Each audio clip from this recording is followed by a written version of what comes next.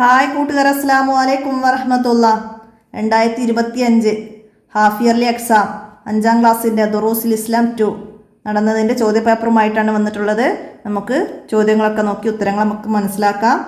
നമുക്ക് 11ാമത്തെ പാഠം മുതൽ 20ാമത്തെ പാഠം വരെയുള്ള പാഠഭാഗങ്ങളുടെ ചോദ്യങ്ങളാണ് ഇതിൽ ഉൾപ്പെടുന്നത്. മനസ്സിലാക്കാം. നമുക്ക് ഈ എക്സാം കഴിഞ്ഞാൽ ഇനി അടുത്തത് പൊതുപരീക്ഷയാണ്. അപ്പോൾ അതിന് വേണ്ടിയിട്ട് നമുക്ക് ഈ എക്സാം കഴിഞ്ഞ ഉടനെ തന്നെ എല്ലാവരും അതിലേക്ക് ഒരുങ്ങണം. വിഷൻ ക്ലാസ് ആയിട്ട് പൊതുപരീക്ഷയുടെ ക്ലാസ്സുകൾ രാത്രി 8 മണിക്ക് ലൈവായിട്ട് നൽകുന്നുണ്ട്. ആവശ്യമുള്ളവർ ഒന്ന് മെസ്സേജ് ചെയ്താൽ ആവശ്യമുള്ളവർക്ക് അതിൽ ജോയിൻ ചെയ്യാവുന്നതാണ്. 82 89 89 29 85 നമ്പറിലൊന്ന് മെസ്സേജ് ചെയ്താൽ മതി. കൂട്ടുകാർക്കൊക്കെ ഷെയർ ചെയ്യുകയും വേണം. നമുക്ക് ഇന്നത്തെ ചോദ്യത്തിലേക്ക് കടക്കാം. പൊതുപരീക്ഷ എക്സാം വരുന്നത് 16, 17 ജനുവരി 16, 17 തീയതികളിലാണ്. അപ്പോൾ എല്ലാവരും ഡേറ്റ് മനസ്സിലാക്കണം. എന്നൊക്കെ എന്തെങ്കിലും പരിപാടികളൊക്കെ ഫിക്സ് ചെയ്യാൻ വിചാരിച്ചവരൊക്കെ തീയതി നന്നായിട്ട് ഓർത്തു വെക്കണം. ഇനി എന്താണ്, നമുക്ക് ചോദ്യം നോക്കാം. ശരി ഉത്തരം അടയാളപ്പെടുത്താനാണ്. 10 വയസ്സുള്ളപ്പോൾ ഇസ്ലാം സ്വീകരിച്ചു. ആരായിരുന്നു? അലി റളിയല്ലാഹു അൻഹു ആണ്. കുട്ടികളിൽ ആദ്യം ഇസ്ലാം സ്വീകരിച്ചത് അലി റളിയല്ലാഹു അൻഹു 10 വയസ്സുള്ളപ്പോഴാണ് സ്വീകരിച്ചത്. ഇനിയോ ഉമർ റളിയല്ലാഹു അൻഹുവിൻ്റെ മാതാവ്. ഉമർ റളിയല്ലാഹു അൻഹുവിൻ്റെ മാതാവ് ഹന്തമ. റുക്കിയ ഉസ്മാൻ റളിയല്ലാഹു അൻഹുവിൻ്റെ ഭാര്യയാണ്. ഫാത്തിമ അലി റളിയല്ലാഹു അൻഹുവിൻ്റെ മാതാവ്. ഫാത്തിമ ബീവി റളിയല്ലാഹു അൻഹ അലി റളിയല്ലാഹു അൻഹുവിൻ്റെ ഭാര്യ. അങ്ങനെ അതൊക്കെ അതിൻ്റെ കൂടെ മനസ്സിലാക്കുക. ഇനിയാ വഫാത്താകുമ്പോൾ ഉസ്മാൻ റളിയല്ലാഹു അൻഹുവിൻ്റെ വയസ്സ്. വഫാത്താകുമ്പോൾ ഉസ്മാൻ റളിയല്ലാഹു അൻഹുവിന് 82 വയസ്സായിരുന്നു. 82. ഉമർ റളിയല്ലാഹു അൻഹുവിന് 63 വയസ്സായിരുന്നു വഫാത്താകുമ്പോൾ. അലി റളിയല്ലാഹു അൻഹുവിൻ്റെ നമ്മൾ വയസ്സ് പറയണില്ല. അപ്പോൾ നമുക്ക് ഈ സെക്കൻഡ് പാർട്ടിൽ 3 ഖലീഫമാരതാണ്. അലി റളിയല്ലാഹു അൻഹും ഉസ്മാൻ റളിയല്ലാഹു അൻഹും ഉമർ റളിയല്ലാഹു അൻഹും. ഇങ്ങനെ 3 പേരതാണ്. അപ്പോൾ 3 നന്നായിട്ട് മനസ്സിലാക്കണം. അതിൽ ഉമർ റളിയല്ലാഹു അൻഹു 63 വയസ്സ്, ഉസ്മാൻ റളിയല്ലാഹു അൻഹു 83, അലി റളിയല്ലാഹു അൻഹുവിൻ്റെ പറയണില്ല. അപ്പോൾ അത് ഓർത്താൽ മതി കേട്ടോ. ഉമർ റളിയല്ലാഹു അൻഹു ബനു അദി വംശത്തിൽ ഹത്താബിൻ്റെയും ഹന്തമയുടെയും മകനായിരുന്നു. നബി സല്ലല്ലാഹു അലൈഹി വസല്ലമയുടെ ജനനത്തിൻ്റെ 13ാം കൊല്ലാണ്. അബൂ ഹഫ്സ് എന്നായിരുന്നു. അബൂ ഹഫ്സ് എന്നായിരുന്നു വിളിപ്പേര്. നബി സല്ലല്ലാഹു അലൈഹി വസല്ലമ ഫാറൂഖ് എന്ന് സ്നേഹപൂർവ്വം വിളിച്ചിരുന്നു. ഉസ്മാൻ റളിയല്ലാഹു അൻഹു കുടുംബവും മാതാവിൻ്റെയും പിതാവിൻ്റെതും നമ്മൾ പറയുന്നില്ല, ഉസ്മാൻ റളിയല്ലാഹു അൻഹുവിൻ്റെത്. അപ്പോൾ അവിടെ അത് മനസ്സിലാക്കിയാൽ മതി. ഇനിയോ ഷഫീഊൻ. ഷഫീഊൻ എന്നതിൻ്റെ അർത്ഥം, ഷഫീഊൻ എന്നതിൻ്റെ അർത്ഥം ശിപാർശകൻ എന്നാണ്. ശിപാർശകൻ, ഷഫീഊൻ ശിപാർശകൻ എന്നാണ്. ഇനി അലി റളിയല്ലാഹു അൻഹുവിൻ്റെ ജനാസ മറവ് ചെയ്തത് കൂഫയിലാണ്. അലി റളിയല്ലാഹു അൻഹുവിൻ്റെ ജനാസ കൂഫയിലാണ്. തീനാളങ്ങളാൽ സൃഷ്ടിക്കപ്പെട്ടവരാണ് ജിന്നുകൾ. ജിന്നുകൾ തീനാളങ്ങളാൽ സൃഷ്ടിക്കപ്പെട്ടവരാണ്. അടുത്തത് ചേരുംപടി ചേർക്കാനാണ്. ഉസ്മാൻ റളിയല്ലാഹു അൻഹുവിൻ്റെ കാലത്ത് കലാപത്തിൻ്റെ സൂത്രധാരൻ. ഉസ്മാൻ റളിയല്ലാഹു അൻഹുവിൻ്റെ കാലത്തെ കലാപത്തിൻ്റെ സൂത്രധാരൻ ഇബ്നു സബഅ. ഉസ്മാൻ റളിയല്ലാഹു അൻഹുവിൻ്റെ വഫാത്ത് പ്രശ്നം സൃഷ്ടിച്ചത് ഇബ്നു സബഅ എന്ന ജൂതനായിരുന്നു. മുസ്ലിം എന്ന വ്യാജേന പ്രവർത്തിച്ചു. അപ്പോൾ അത് മനസ്സിലാക്കണം. ഇബ്നു സബഅ എന്ന ജൂതൻ എന്ന വ്യാജേന പ്രവർത്തിക്കുകയും മുസ്ലിങ്ങളെ തമ്മിലടിപ്പിക്കാൻ ശ്രമിക്കുകയും ചെയ്ത ആ ഒരു ഭാഗം നന്നായിട്ട് മനസ്സിലാക്കണം. നമുക്ക് എഴുതാൻ വരും കേട്ടോ. 5 വരി കുറയാതെ എഴുതാനും. ഉസ്മാൻ റളിയല്ലാഹു അൻഹുവിൻ്റെ വഫാത്തിൻ്റെ കാരണമൊക്കെ എഴുതാൻ വന്നാൽ നമുക്കത് എഴുതാൻ കഴിയണം. ഇനി അടുത്തത് എന്താണ്? മൂസ അലൈഹി ഇസ്ലാമിൻ്റെ കത്ത. കത്ത എന്ന് പറഞ്ഞാൽ യുവാവ്. മൂസ നബി അലൈഹി ഇസ്ലാമിൻ്റെ കൂടെ ഉണ്ടായിരുന്ന യുവാവ്. അറബി ചാപ്റ്ററിൽ നമ്മൾ പഠിച്ചിരുന്നു. ഏതായിരുന്നു? യൂസബിന് നൂനായിരുന്നു യാത്രയിൽ കൂടെ ഉണ്ടായിരുന്നത്. അപ്പം അതിൻ്റെ ഡി എഴുതാം. അലി റളിയല്ലാഹു അൻഹുവിൻ്റെ ഘാതകൻ. അലി റളിയല്ലാഹു അൻഹുവിനെ സുബഹി നിസ്കാരത്തിന് വീട്ടിൽ നിന്ന് ഇറങ്ങിയപ്പോൾ വെട്ടിയത് ആരായിരുന്നു? Abdulrahman bin മുൽജിം. അബ്ദുറഹ്മാൻ ബിൻ മുൽജിം എന്ന Abdulrahman bin മുൽജിം ഹവാരിജുകളിൽപ്പെട്ട Abdulrahman bin മുൽജിമാണ് Ali റളിയല്ലാഹു അൻഹുവിൻ്റെ ഘാതകൻ. അപ്പം അത് നമുക്ക് അവിടെ എഴുതി കൊടുക്കാം. അടുത്തതാ ഉമർ റളിയല്ലാഹു അൻഹുവിൻ്റെ ഘാതകൻ. ഉമർ റളിയല്ലാഹു അൻഹുവിൻ്റെ ഘാതകൻ അബൂ ലുഅ്ലുഅ. ഉമർ റളിയല്ലാഹു അൻഹുവിൻ്റെ ഘാതകൻ. പേരുകൾ അങ്ങോട്ടും ഇങ്ങോട്ടും മാറിപ്പോവരുത്, നന്നായിട്ട് ഓർത്തു വെക്കണം കേട്ടോ. ഇബ്നു സബഅ ഉസ്മാൻ റളിയല്ലാഹു അൻഹുവിൻ്റെ കാലത്തെ കലാപകാരി. ഇബ്നു സബഅ അബ്ദുറഹ്മാൻ ബിൻ മുൽജിം അലി റളിയല്ലാഹു അൻഹുവിൻ്റെ ഘാതകൻ. അബൂ ലുഅ്ലുഅ ഉമർ റളിയല്ലാഹു അൻഹുവിൻ്റെ ഘാതകൻ. ഇനി അലി റളിയല്ലാഹു അൻഹുവിൻ്റെ സ്ഥാനപ്പേര് ഹൈദർ അസദുള്ള എന്നീ സ്ഥാനപ്പേരുകളുണ്ട്. അപ്പോൾ അവിടെ അസദുള്ള എന്നതാണ് ഇവിടെ ഉള്ളത്. അപ്പം നമുക്കതവിടെ എഴുതി കൊടുക്കാം, മനസ്സിലാക്കാം. ഇനി വിട്ട ഭാഗം പൂരിപ്പിക്കാനാണ്. എന്താണ്? ഇസ്ലാമിനെ കഠിനമായി എതിർത്തിരുന്ന ഡേഷ് ഖുർആൻ കേട്ട മാത്രയിൽ മാനസാന്തരമുണ്ടായി. ആർക്കായിരുന്നു ഖുർആൻ കേട്ട് മാനസാന്തരമുണ്ടായി? ഇസ്ലാം സ്വീകരിച്ചത് ആരായിരുന്നു? ഉമർ റളിയല്ലാഹു അൻഹു ആണ്. നബി സല്ലല്ലാഹു അലൈഹി വസല്ലമയെ വധിക്കാൻ വേണ്ടി പുറപ്പെട്ടതായിരുന്നു. വഴിയിൽ വെച്ച് സഹോദരിയുടെ വീട്ടിൽ നിന്ന് ഖുർആൻ പാരായണം കേട്ട് മാനസാന്തരമുണ്ടായി. അപ്പോൾ അത് ഉമർ റളിയല്ലാഹു അൻഹു ആണ്. അടുത്തതാ ഉസ്മാൻ റളിയല്ലാഹു അൻഹു മുസ്ലിം ആയപ്പോൾ അദ്ദേഹത്തെ കെട്ടിയിട്ട് മർദ്ദിച്ചു. ആരായിരുന്നു? പിതൃവ്യനായ ഹക്കമാണ് അദ്ദേഹത്തെ കെട്ടിയിട്ട് മർദ്ദിച്ചത്. അടുത്തത് മനുഷ്യരുടെ ഡേഷ് ആവശ്യമായ എല്ലാം ഖുർആനിലുണ്ട്. എന്താണ്? മനുഷ്യരുടെ ജീവിത വിജയത്തിനാവശ്യമായ വിശ്വാസപരവും കർമ്മപരവും സ്വഭാവപരവുമായ എല്ലാ നിയമനിർദ്ദേശങ്ങളും ഖുർആനിലുണ്ട് എന്ന് പറഞ്ഞു. അപ്പോൾ അവിടെ മനുഷ്യരുടെ ജീവിത വിജയത്തിനാവശ്യമായ എല്ലാം ഖുർആനിലുണ്ട്. അടുത്തതാ ഉമർ റളിയല്ലാഹു അൻഹുവിൻ്റെ ഭരണകാലം ഡേഷ് വർഷവും 6 മാസവുമാണ്. ഭരണകാലം അത് 3 പേരുടെ നന്നായിട്ട് ഓർത്തു വെക്കണം, മാറിപ്പോവരുത്. ഉമർ റളിയല്ലാഹു അൻഹുവിൻ്റെ ഭരണകാലം എത്രയായിരുന്നു? ഉമർ റളിയല്ലാഹു അൻഹു 10 വർഷവും 6 മാസവുമാണ് ഭരണം നടത്തിയത്. 10 വർഷവും 6 മാസവും. ഏറ്റവും കൂടുതൽ ഭരണം നടത്തിയത് ഉസ്മാൻ റളിയല്ലാഹു അൻഹു ആയിരുന്നു. 12 വർഷമാണ്. അപ്പോൾ അതൊക്കെ മനസ്സിലാക്കി വെക്കണം. 12 വർഷമാണ് ഉസ്മാൻ റളിയല്ലാഹു അൻഹു ഭരണം നടത്തിയത്. 4 വർഷവും 9 മാസവും അലി റളിയല്ലാഹു അൻഹു. 4 വർഷവും 9 മാസവും. അപ്പോൾ ഏറ്റവും കൂടുതൽ ഭരണം നടത്തിയത് ഉസ്മാൻ റളിയല്ലാഹു അൻഹു ആണ്. അപ്പം അത് ഓർക്കണം. 30 വർഷമാണ് ഖലീഫമാരുടെ ഭരണം നീണ്ടു നിന്നത് നമ്മൾ പഠിച്ചിട്ടുണ്ട് കേട്ടോ. ഇനിയാ ജിന്നുകളിലെ ഡേഷാണ് ഷെയ്ത്താൻമാർ. ആരാണ്? ജിന്നുകളിലെ കാഫിറുകളാണ് ഷെയ്ത്താൻമാർ. അവരുടെ നേതാവാണ് ഇബ്ലീസ്. അത് മനസ്സിലാക്കാം. ഇനി എന്താണ്? ഇർതക്ബത്തു അലൽ ഖത്താ ഡേഷ്. എന്തായാലും നമ്മൾ ബൈത്ത് പഠിച്ചിരുന്നു അല്ലേ? 20ാമത്തെ പാഠം സയ്യിദി ഹൈറൻ നബി. അതെന്താണ്? ഇർതക്ബത്തു അലൽ ഖത്താ ഐറ ഹളിരിൻ വ അദാ. അപ്പോൾ ഇതന്നെ വരും. അടുത്ത ലക അഷ്കുഫി അത് വിട്ടിട്ട് തരും. യാ സയ്യിദി ഹൈറൻ നബി. അതുപോലെ മറ്റു ലൈനുകളും അന്ത ഉമ്മു അബും മാ റഅയ്നാ ഫീഹിമ വിട്ടിട്ട് ബാക്കി തരും. മിസ്ല ഹുസ്നിക കത്തു യാ സയ്യിദി ഹൈറൻ നബി. അപ്പോൾ അതൊക്കെ ഏതാണ് നമുക്ക് വരിക എന്ന് ഉറപ്പ് പറയാൻ പറ്റില്ല. അപ്പോൾ എന്താണ്? അങ്ങനെയുള്ള ബൈത്തുകൾ നന്നായിട്ട് മനസ്സിലാക്കി പഠിച്ചാലാണ് നമുക്കത് എഴുതാൻ കഴിയുള്ളൂ. ഇനി ഒറ്റ വാക്കിൽ ഉത്തരം എഴുതാനാണ്. എന്താണ്? അശ്ലീല ഗാനങ്ങൾ കേൾക്കുന്നതിൻ്റെ വിധി. അശ്ലീല ഗാനങ്ങൾ കേൾക്കൽ ഹറാമാണ്. മിൻ ഐന സല്ലൽ ഹൂത്ത്. എന്താണ്? മത്സ്യം നഷ്ടപ്പെട്ടത് എവിടെയായിരുന്നു? കുട്ടയിൽ നിന്ന് മത്സ്യം നഷ്ടപ്പെട്ടത് എവിടെയായിരുന്നു? ഇന്ദ സൊഹറത്ത്. പാറയുടെ അടുത്ത് വെച്ചിട്ടാണ്. ഇന്ദ സൊഹറത്ത്.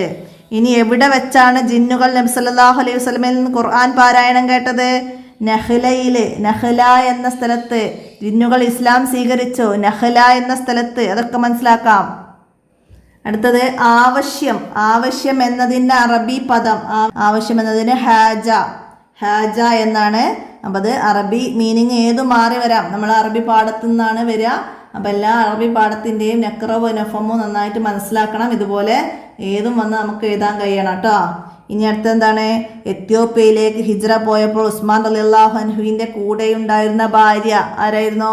ഉസ്മാൻ റളിയല്ലാഹു അൻഹുവിൻ്റെ ഭാര്യ റുഖിയ ബീവി റളിയല്ലാഹു അൻഹയായിരുന്നു കൂടെ ഉണ്ടായിരുന്നത്. ഉസ്മാൻ റളിയല്ലാഹു അൻഹുവിൻ്റെ കൂടെ എത്യോപ്യയിലേക്ക് പോകുമ്പോൾ ഉസ്മാൻ റളിയല്ലാഹു അൻഹുവിന് ദുന്നൂറൈൻ എന്ന പേര് ലഭിക്കാൻ കാരണം എന്തായിരുന്നു? നബി സല്ലല്ലാഹു അലൈഹി വസല്ലമയെ 2 പുത്രിമാരെ വിവാഹം ചെയ്തത് കൊണ്ടാണ്.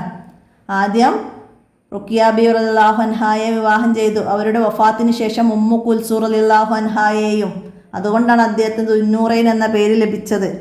അദ്ദേഹം വില കൊടുത്തു വാങ്ങി കിണർ പൊതു ആവശ്യത്തിന് വിട്ടു നൽകി. 35,000 ദിർഹം നൽകിയാണ് ജൂതൻ്റെ കയ്യിൽ നിന്ന് അദ്ദേഹം കിണർ വാങ്ങിയത്. ആ കിണറിൻ്റെ പേര് ബിഉറു റൂമ എന്നായിരുന്നു. അപ്പോൾ അതൊക്കെ അതിൻ്റെ കൂടെ ഓർക്കണം. അടുത്തത് കപ്പലുകൾ നിർമ്മിച്ച് നാവിക സൈന്യം രൂപീകരിച്ച ഖലീഫ. കപ്പലുകൾ നിർമ്മിച്ച് നാവിക സൈന്യം രൂപീകരിച്ചത് ഉസ്മാൻ റളിയല്ലാഹു അൻഹു ആണ്. കപ്പലുകൾ നിർമ്മിച്ച് നാവിക സൈന്യം രൂപീകരിച്ചത്. അടുത്തതിന് ഒറ്റവാചകത്തിൽ ഉത്തരം എഴുതാനാണ്.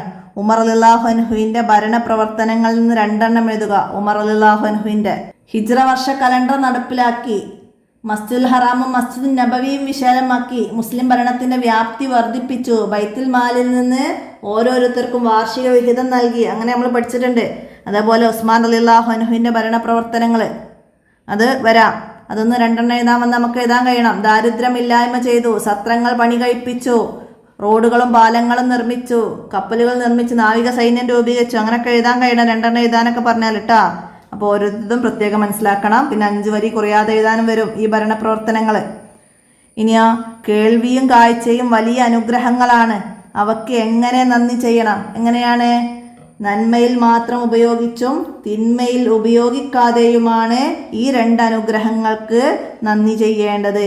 ഈ 2 അനുഗ്രഹങ്ങൾ നന്മയിൽ മാത്രം ഉപയോഗിച്ചും തിന്മയിൽ ഉപയോഗിക്കാതിരുന്നുമാണ് നാം അനുഗ്രഹത്തിന് നന്ദി ചെയ്യേണ്ടത്. അടുത്തതാ അൽ ജുലൂസു ഫി ഹൽക്കി ദിക്രി ഇബാദത്തുൽ അലീമ. സാരം എഴുതുക. അറബി ചാപ്റ്ററിൻ്റെ നമുക്ക് തദ്രിബാത്തിൽ നമുക്കെന്താണ് അറബി ചോദ്യങ്ങളും അറബി ഇതുപോലെ വന്നിട്ട് അതിൻ്റെ സാരം എഴുതാനും വന്നിട്ടുണ്ട്. അപ്പോൾ അത് നന്നായി മനസ്സിലാക്കണം. അറബി പാഠത്തുനിന്ന് തദ്രിബാത്തിലുള്ളത് തന്നെയാണ് 90% വരിക. അപ്പോൾ അറബി പാഠത്തിൻ്റെ തദ്രിബാത്തുകൾ നന്നായിട്ട് മനസ്സിലാക്കി പഠിക്കുക. എന്താണ് ദിക്റിൻ്റെ സദസ്സിലിരിക്കൽ മഹത്തായ ഇബാദത്താണ് എന്നാണ്. ദിക്റിൻ്റെ സദസ്സിലിരിക്കൽ മഹത്തായ ഇബാദത്താണ്. അടുത്തത് ജുമുഅക്ക് ജനങ്ങൾ വർദ്ധിച്ചപ്പോൾ ഉസ്മാൻ റളിയല്ലാഹു അൻഹു എന്ത് ചെയ്തു? ഉസ്മാൻ റളിയല്ലാഹു അൻഹുവിൻ്റെ ഭരണപ്രവർത്തനത്തിൽ പറഞ്ഞിട്ടുണ്ട്, ജനങ്ങൾ വർദ്ധിച്ചപ്പോൾ ജുമുഅക്ക് ഒരു അദാൻ കൂടി ഏർപ്പെടുത്തി. ജുമുഅക്ക് ഒരു അദാൻ കൂടി ഏർപ്പെടുത്തി. അടുത്തതോ അലി റളിയല്ലാഹു അൻഹു ഏതെല്ലാം നിലകളിൽ പ്രശസ്തനായിരുന്നു? ധീരയോദ്ധാവ്, പ്രഗത്ഭ പ്രാസംഗികൻ, ഉന്നത പണ്ഡിതൻ, സാഹിത്യകാരൻ എന്നീ നിലകളിൽ അലി റളിയല്ലാഹു അൻഹു പ്രശസ്തനായിരുന്നു. ഹൈബർ യുദ്ധം നടന്നത് ആര് തമ്മിലായിരുന്നു? ഹൈബർ യുദ്ധം നടന്നത് ആര് തമ്മിലാണ്? മുസ്ലിങ്ങളും യഹൂദികളുമാണ്. മുസ്ലിങ്ങളും യഹൂദികളും തമ്മിലാണ് ഹൈബർ യുദ്ധം നടന്നത്. ഹൈബർ യുദ്ധത്തിലെ നായകൻ, പതാകവാഹകൻ അലി റളിയല്ലാഹു അൻഹു ആയിരുന്നു. നബി സല്ലല്ലാഹു അലൈഹി വസല്ലമ അദ്ദേഹത്തിൻ്റെ കയ്യിൽ പതാക നൽകി. ഹൈബർ യുദ്ധം വിജയിക്കാൻ കാരണം അലി റളിയല്ലാഹു അൻഹുവിൻ്റെ യുദ്ധ നൈപുണ്യമായിരുന്നു. അങ്ങനെ നമ്മൾ ആ പാഠത്തിൽ പഠിച്ച ചെറിയ കാര്യങ്ങളൊക്കെ മനസ്സിലാക്കണം അതിൻ്റെ കൂടെ കേട്ടോ. അടുത്തത് ഉത്തരാഫ്രിക്കയിൽ ഉസ്മാൻ റളിയല്ലാഹു അൻഹു ഇസ്ലാമിക ഭരണം നടപ്പിലാക്കിയ സ്ഥലങ്ങൾ ഏതെല്ലാമാണ്?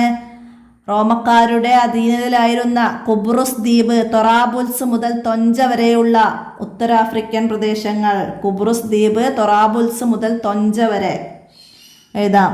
ഇനി ഖിയാമത്ത് നാളിൽ എൻ്റെ ഭാരം നീ ചുമക്കുമോ? ആരോട് ചോദിച്ചതാണ്? ഉമർ റളിയല്ലാഹു അൻഹു ഹാദിമായ അസ്ലമിനോട് ചോദിച്ചതാണ്. ഖിയാമത്ത് നാളിൽ എൻ്റെ ഭാരം നീ ചുമക്കുമോ എന്ന് ഉമർ റളിയല്ലാഹു അൻഹു തൻ്റെ ഹാദിമായ അസ്ലമിനോട് ചോദിച്ചതായിരുന്നു. മനസ്സിലാക്കാം. ഇനി 2 ഏതെങ്കിലും ഒരു വിഷയത്തെക്കുറിച്ച് കുറിപ്പ് എഴുതാനാണ്. ഏതെങ്കിലും ഒന്ന് എഴുതിയാൽ മതി. പക്ഷേ നമ്മൾ എന്താണ് ഇതൊക്കെ പഠിക്കണം. നമുക്കിപ്പോൾ ഇനി വരുന്നത് ഇതിലേതെങ്കിലും മാറി വരാം. ഇനിയോ അപ്പോൾ അത് ഏതാ വന്നത്? ഇസ്ലാം സമാധാനത്തിൻ്റെ മതം. എന്താ നമ്മൾ ഇസ്ലാമു ദീനി എന്ന പാഠഭാഗത്തിൽ പഠിച്ചിട്ടുണ്ട്. ഇസ്ലാം സമാധാനത്തിൻ്റെ മതമാണ്. ലോകത്ത് ശാന്തിയും സമാധാനം സ്ഥാപിക്കലാണ് ഇസ്ലാമിൻ്റെ ദൗത്യം.